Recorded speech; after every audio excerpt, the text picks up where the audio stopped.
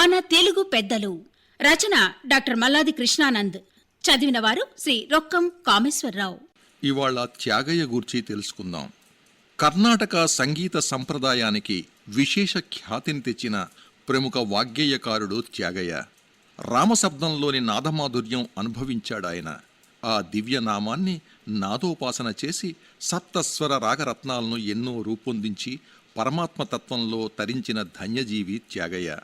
తన సమయాన్నంతా రామనామ కీర్తనల రచనలకే అంకితమిచ్చి భక్తి సంగీతంతో జీవితాన్ని రామార్పణం చేశాడు.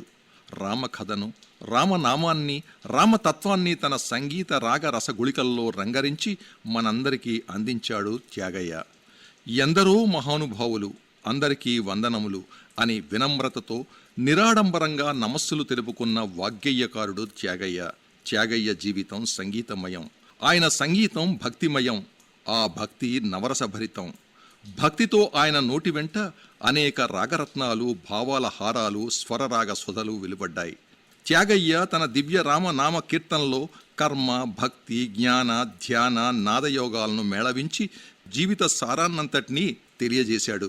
భావ, రాగ, తాళ, లయాది సౌఖ్యం తాను అనుభవించి తరించి లోకం అంతటికీ ఆ రుచిని ఆయన అందజేశాడు.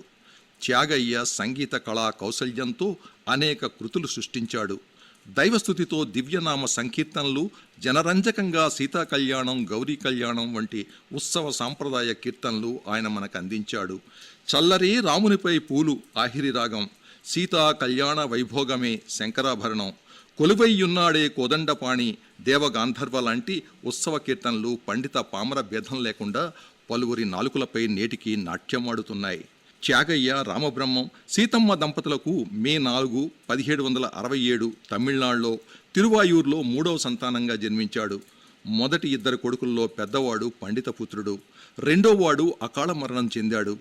దైవభక్తులైన రామబ్రహ్మం, సీతమ్మల తిరువాయూరులో త్యాగరాజాలయంలో గల త్యాగరాజస్వామిని ప్రార్థించగా సాహిత్య సంగీత కళా కోవిదుడైన పుత్రుడు వారికి కలుగుతాడని, అతనికి తన పేరు పెట్టాల్సిందని త్యాగరాజస్వామి స్వప్నంలో కనిపించి చెప్పాడు.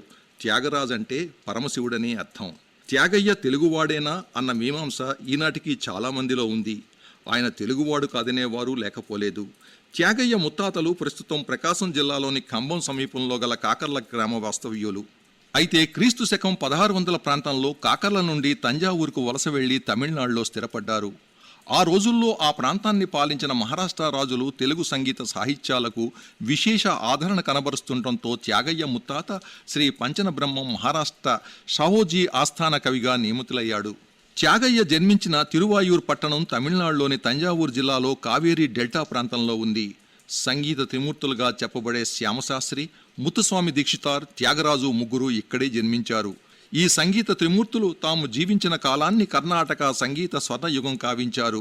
భక్తి, కవితాశక్తి, సంగీతానురక్తి చిన్నతనం నుండే త్యాగయ్యకు వెన్నతో పెట్టిన విద్య అయ్యింది. ప్రముఖ సంగీత విద్వాంసులు తంజావూరు రాజాస్థానంలో ప్రధాన సంగీత విద్వాంసుడైన శ్రీ సొంటి వెంకటరమణయ్య దగ్గర త్యాగయ్య తన 8 సంవత్సరాల వయస్సులో సంగీత శిక్షణ ప్రారంభించాడు. త్యాగయ్య తన సంగీత సాహిత్య ప్రతిభతో తన తండ్రి, తాతల వలె ఏ రాజ్యాస్థానాన్ని ఆశ్రయించలేదు. భిక్షాటనలో దొరికిన పదార్థాలతో వారం రోజులు భుక్తి గడుపుకునేవాడు. ఈ విషయం త్యాగయ్య అన్నగారికి ఏమాత్రం నచ్చలేదు. రాజాశ్రయం పొందితే ఎంతో సుఖంగా బతకవచ్చని ఎన్నో విధాల నచ్చజెప్పాలని విఫల ప్రయత్నం చేశాడాయన. చివరకు కోపం వచ్చి త్యాగరాజు ఆరాధించే శ్రీరామ పంచాయతనాన్ని దగ్గరలో కావేరీ నదిలో పారవేశాడు.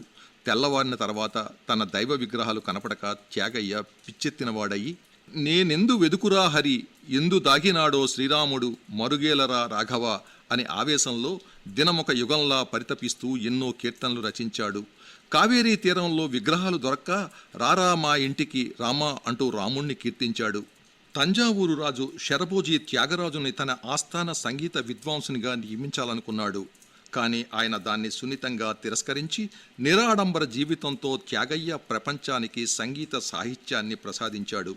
త్యాగయ్య శిష్యులు ఆయన నోటి వెంట రోజు వెలువడే అనేక కీర్తనల్లో స్వర సాహిత్యాన్ని, రాగతాళాలను పల్లవి ఒకరు, అనుపల్లవి ఒకరు, చరణం మరొకరు జాగ్రత్తగా రాసుకొని తిరిగి తమ గురువుకు పాడి వినిపించేవారు.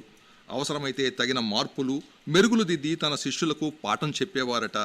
ఉదయాన్నే పూజానంతరం తమ గురువుగారితో శిష్యులందరూ భిక్షాటనకి వెళుతూ వారు నేర్పిన కీర్తనలు గానం చేస్తూ వెళ్లేవారు. సంగీత శాస్త్రంలో స్వర, రాగ, లయ తదితర అనేక విషయాలపై త్యాగయ్య సృష్టించిన శోభిల్లు సప్తస్వర సుందరుల జగన్మోహిని, రాగ సుధారస పానము చేసి ఆందోళిక, రాగరత్న మాలికలచే రంజిల్లునట రీతిగౌళ కీర్తనలలో ప్రపంచంలోనే అరుదైన సంగీత మెళకువలను త్యాగయ్య ప్రసాదించాడని సంగీత కళానిధుల అభిప్రాయం. ఒక రాగంలోని అనేక భావాలు గల కృతులు ఎలా సృష్టించవచ్చో, ఆరోహణాది స్వరములతో రసభావం ఎలా మార్పు చెందుతుందో, ఏ రాగఛాయలు ఏ రాగం పోషిస్తాయో ఆయన వివరంగా తెలియజేశాడు. అంతకు మునుపు ప్రచారంలో లేని ఖరహర ప్రియ, హరికాంబోజి, చక్రవాకం, షణ్ముఖప్రియ రాగాలకు విశేష ప్రాచుర్యం ఆయన కల్పించాడు. భక్తితో, అంతరాత్మ ప్రబోధంతో, రసావేశంతో నిండిన హృదయంతో అనేక మనోభావాలు వ్యక్తపరిచేందుకు వీలుగా నవరస కన్నడ, బహుదారి, కుంతల వరాళి, జయంతశ్రీ, గరుడధ్వని, రాగపంజరం, స్వరావళి ఇలా అనేక కొత్త రాగాలను ఆయన సృష్టించాడు. శృతిభేదం చేత రాగభేదం ఎలా కలుగుతుందో మర్యాద గాదయ్య అనే భైరవీ రాగ కృతిలో లలితంగా చమత్కారంగా ఆయన చూపాడు. మేను జూచి మోసపోకే మనస మాయామయమగుచాన సరసాంగి రాగం, ఒకసారి జోడక రాదా ఎన్నడు జూతున్నో కళావతి రాగం. ఇలా రాగానికి సాహిత్యానికి విచిత్ర సంబంధం కల్పించి అనేక చతురతలు చమత్కారాలు చేసి చూపాడాయన. భక్త ప్రహ్లాద చరిత్రని ప్రహ్లాద భక్తి విజయం భక్తిరసపూరిత నాటకంగా, నౌకా చరితం అనే సంగీత నాటకాన్ని భక్తి శృంగార రసపూరితంగా త్యాగయ్య రచించాడు. త్యాగయ్య ఆరాధనోత్సవాల్లో పలు సాంస్కృతిక సంస్థలు విశేషంగా ఈ సంగీత రూపకాలను ప్రదర్శిస్తున్నాయి.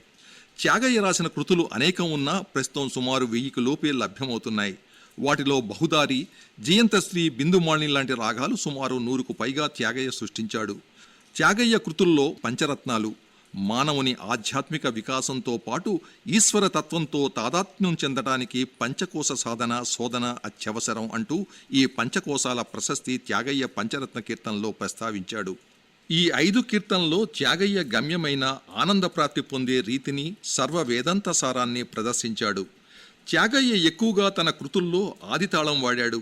ఆయన రామునితో చెప్పుకునే బాధలు మన బాధల వలె ఉంటాయి. కొన్ని కృతుల్లో రాముణ్ణి అన్ని వేళల్లో ఎలా సేవలు చేయవచ్చో తెలియజేశాడు. రామరాజ్యం వల్లనే పరిపాలన చేసే విధానం చూపాడు. సీతమ్మ మాయమ్మ అనే కృతిలో లోకమంతా తన బంధువులే అనే విశాల భావాన్ని ఆయన వెల్లడించాడు. సర్వమానవ సౌభ్రాతత్వంతో మతభేదాలు దైవభేదములు లేవంటూ అనేక జీవిత సమస్యలకు సమాధానాలు ఇచ్చి తల్లిదండ్రుల మాదిరి ఆచార్యునిలాగా సోదరునిగా త్యాగరాజస్వామి అనేక బోధనలు చేశాడు. త్యాగయ్య తన కడపటి జీవితంలో తీర్థయాత్రలు చేస్తూ కంచి కామాక్షి ఆలయం, వాలాజీపేట, తిరుపతి, పుత్తూరు, సోలంగి నృసింహక్షేత్రం, ఆంజనేయ క్షేత్రాలు, చెన్నపట్నం, శ్రీరంగం, నాగపట్నం తదితర పుణ్యక్షేత్రాలు సందర్శిస్తూ ఒక్కొక్క దేవాలయంపై అనేక కీర్తనలు రచించాడు.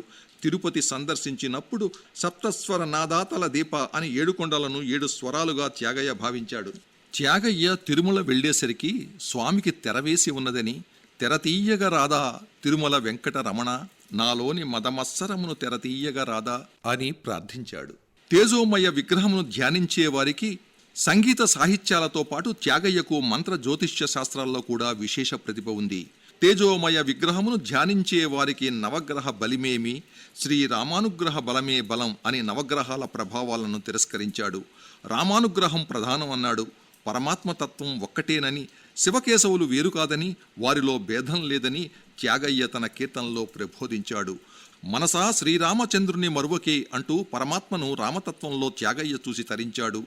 త్యాగయ్య సతీమణి శ్రీమతి కమలాంబ మరణించాక మనసు కలత చెంది వైరాగ్యంతో భౌతిక ప్రపంచం నుండి తనువు చాలించాలని, దయ చూచుటకిది వేళరా దశరథి, ఈ బంధాల నుండి తొలగింపుమని తనువు చాలించాలని తన ఇష్టదైవాన్ని వేడుకున్నాడు.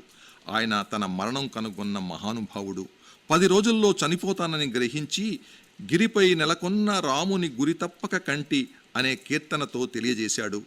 జనవరి 6వ తేదీ 1847న శిష్యులందరూ అఖండ దివ్యనామ సంకీర్తనం చేస్తుండగా నాద బ్రహ్మానంద దీక్షా నామంతో త్యాగబ్రహ్మ తనువు చాలించాడు.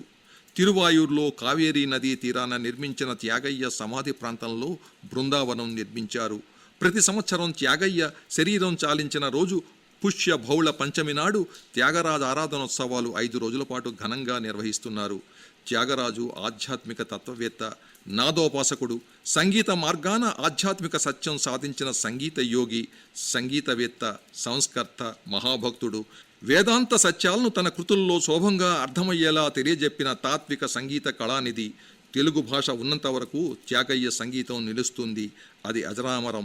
భిన్న సంస్కృతులు గల దక్షిణాది రాష్ట్రాల్లో చెరగని గానముద్ర వేసిన ఉదాత్తమైన స్వర సాహిత్య సంపదను, సంగీత కళను యావత్ ప్రపంచానికి అంకితమిచ్చిన కారణజన్ముడాయన.